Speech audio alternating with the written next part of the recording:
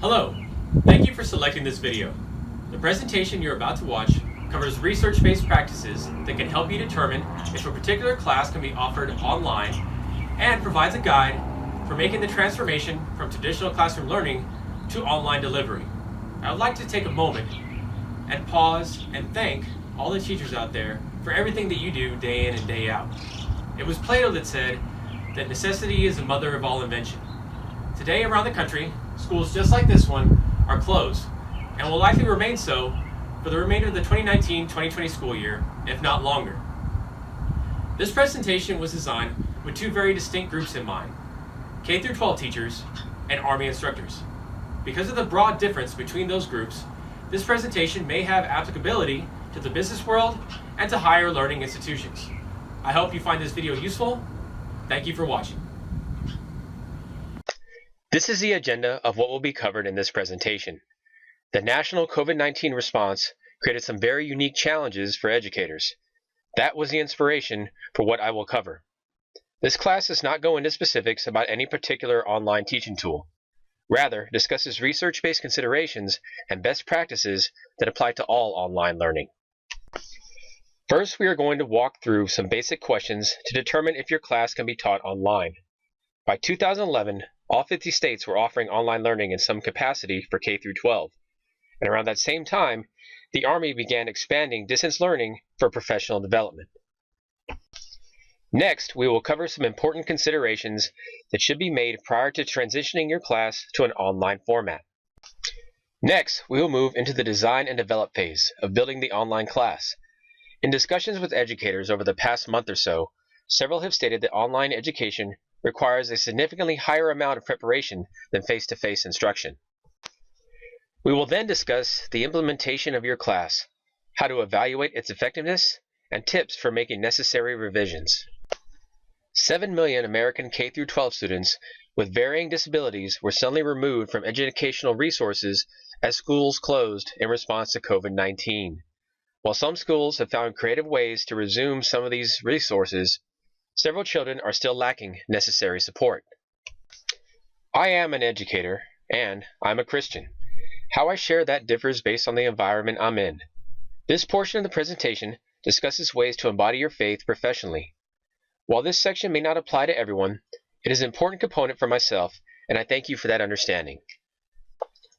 As stated in the intro, this presentation is geared towards K-12 teachers and Army instructors. These groups share different terminology.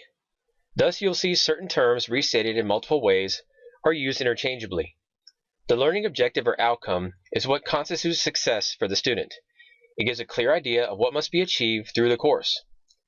There are secondary benefits to many courses, and it is prudent to maintain as much of that as possible as the class is transitioned to online. But the learning objective or outcome above all must be met. After clearly defining the learning objective or outcome, examine what portions of the class are absolutely required to be hands-on.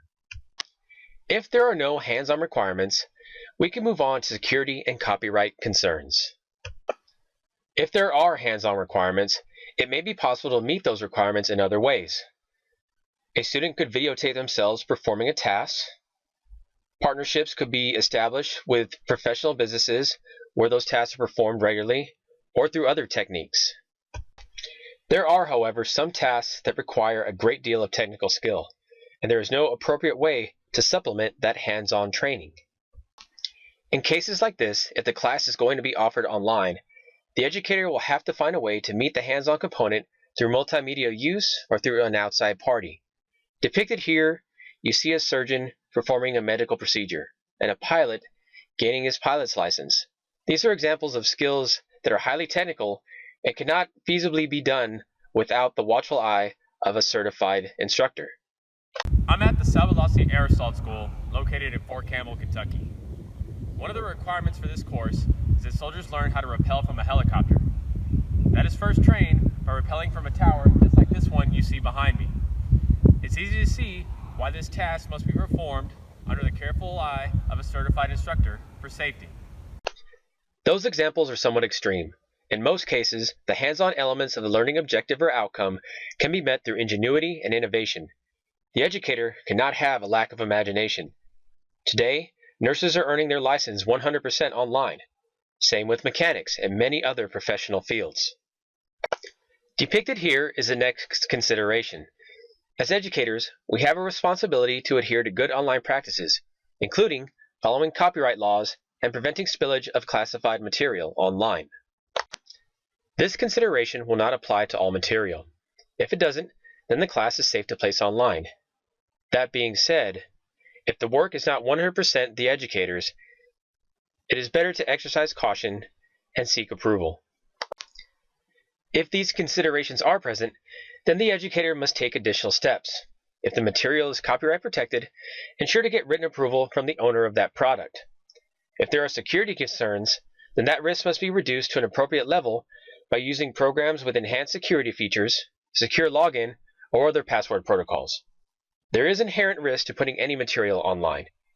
It is fundamental that the educator get approval from the appropriate authority first. By examining all these considerations, you can determine if a particular class can be safely and effectively taught online.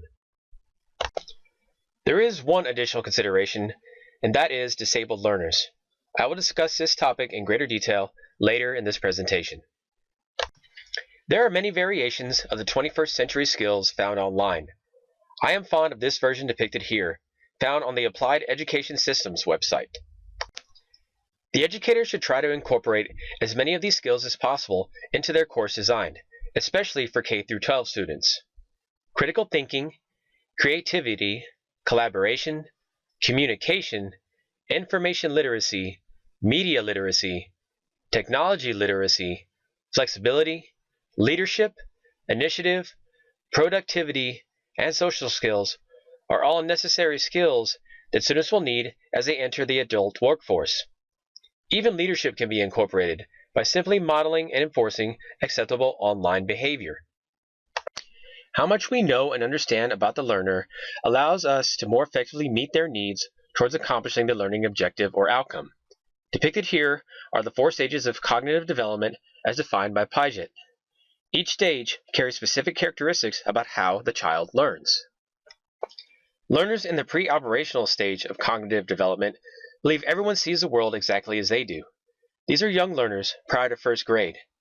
Many teachers familiar with this age group have experienced this in the classroom. It will be an important aspect of meeting their needs through online learning. Pre-adolescents or middle school age children thrive off of peer relationships. It is an important part of their emotional development. Relationships formed with other children their age are highly beneficial to them socially and, at the same time, pose risks such as bullying. This need is easily met in a traditional school setting. Teachers will have to address how to meet this need in their curriculum methodology in an effort to fill the void of peer interactions in online learning. Teens and adults who are successful students share some common traits. They have strong academic discipline, technology literacy, sound communication skills, and they are self-directed. The teacher should find ways to cultivate these traits. Experiential learning can be one method. As the name implies, the student learns through doing and has more ownership of the pace and outcome. The teacher facilitates by providing resources and allows the student to discover rather than going into an in-depth how-to prior to performing the task. These are the 5 phases of online course design. Design, develop, implement, evaluate, and revise. Let's take a closer look at what goes into each of those phases. First, we must design the course, map it out. Now, if the course is significant in length, or if you're a teacher planning out the entire school year, you may have to break it into more manageable increments, such as modules, terms, or semesters. Remember, many educators state that the planning for online teaching is far more extensive than for face-to-face instruction. This is a sample lesson plan for a module in the 6th grade social studies class. You'll notice the learning objective is clearly stated very early in the outline, as are the required resources, another important part of lesson design. Consider this a blueprint for your class. You can abbreviate this if you are planning out a lengthy course and identify learning goals that must be met along the way. Then go into greater detail as seen here for those goals. With your blueprint, you can begin building the class itself. Align activities, individual learning, and assessments with resources and your online delivery platform. To help select the program or application you will use if one is not provided for you by your institution, I recommend building and leveraging a professional learning network. This network of other educational professionals can be done through social media or through paid memberships to professional organizations. It will connect you with educators in your field who can give you real-time input on programs they prefer, best practices, lessons learned, and provide you access to other resources. Once you have selected a program or application to develop your class, you need to become thoroughly familiar and proficient in it. You do not want to be learning how to use it while you are trying to help a student. To build proficiency, develop sample lessons, and if possible, have another educator test them. The educator will have to find the delicate balance between providing students with all the information they need to be successful and overloading the student. Communication should be clear and consistent, using blended forms to convey what the student needs to complete all assigned work. Equally important to how you will communicate with the student is how the student will communicate with you. Communication is a two-way street after all. The educator must be easily accessible, prompt in responses to questions from students, and provide individualized feedback. In developing activities and assignments for the class, ensure they are appropriate for the capabilities of the students. There is a fine line between challenging a student and assigning more than the student is capable of. When the student becomes overwhelmed, they may become disenfranchised with the class. Incorporate independent study, collaborative projects, and assessments that can let the educator know if the learning goals are being met. There should be clear instructions for how the instructor expects assignments to be submitted. There also needs to be redundancy in how students can submit these assignments. As often as possible, assess if the learning goals are being met. This can be done through quizzes, checks on learning, or in activities in which students must apply the learned knowledge. Social presence is vital to effective learning. The educator must foster interaction between students and in K-12 with parents. Maintaining student engagement is challenging enough in a face-to-face environment. Experienced educators observe their classrooms, pick up on cues, and engage students directly. Now, you will have to sustain engagement in other ways. Activities that promote collaboration have been shown to increase student satisfaction and thus impact student achievement, leveraging that social presence. In K-12 environments, parental involvement and mentorship is also closely tied to student success. You must provide parents with an abundance of clear and consistent communication. With both students and parents, be accessible and transparent. Students and parents should have a clear understanding of how the teacher will grade, what types of assignments they can expect, and how they can reach out to the teacher for questions. Frequent assessment to ensure the learning goals are being met by the student is necessary. This will identify if the educator needs to make adjustments to the class and which students might require additional support. The type of assessments used should support the learning outcome or objective. Authentic assessments provide a more comprehensive view of how well the student is meeting the learning objective or outcome. Essays, multiple choice quizzes, and similar assessments can provide feedback, but when possible, the educator should attempt to replicate situations in which the student would have to apply the class material in a real-world situation. Now it's time to put all that hard work planning and preparing into action. This slide may look daunting, but that was just an attempt to be funny. Things are not always going to go as expected, but if you can put all the considerations applied in the course design and development into action, you and your students will have an enriching experience. As soon as the class begins, the educator should start gathering observations and notes on its effectiveness. This process continues throughout the course and will be the basis for future revisions.